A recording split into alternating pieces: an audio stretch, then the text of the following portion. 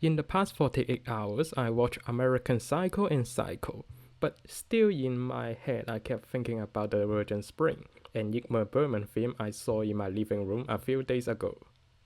The premise of the film is actually quite simple. It's about the only daughter of the family got raped and murdered. The furious father plots a revenge. That's it. It's the way that Bergman tells the story turns it into a masterpiece. In fact, even the legendary director Ang Lee has repeatedly introduced this film as having a tremendous impact on his career. It changed the way that he sees film directing. It always sticks in his head. So why is the movie so impactful?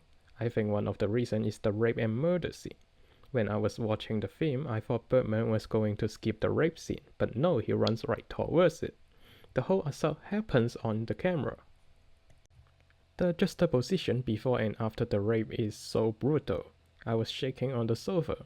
It's just very unsettling. However, little details also enhance the emotional impact of the scene.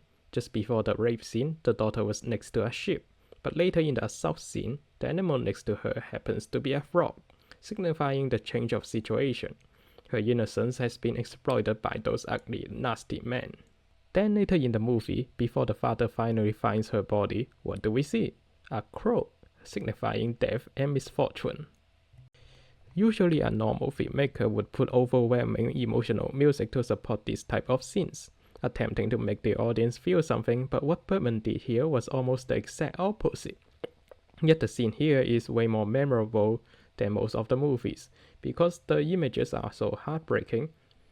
Of course, it's not the only film that associates murder scenes with animals. In Akira Kurosawa's Stray Dogs, the first thing we see in the entire movie is a stray dog, a metaphor of the antagonist's state of mind.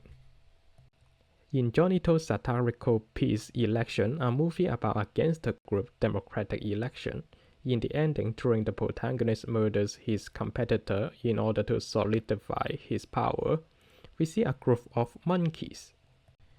The fact that we see a bunch of peaceful monkeys in front of a gangster group power struggles is hysterical. The animal can find peace, but human beings are killing among themselves for stupid political power struggles.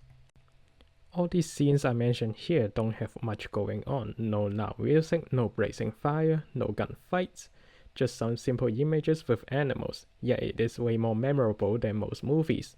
I think that is because spectacle doesn't evoke much emotions, but meaningful images does.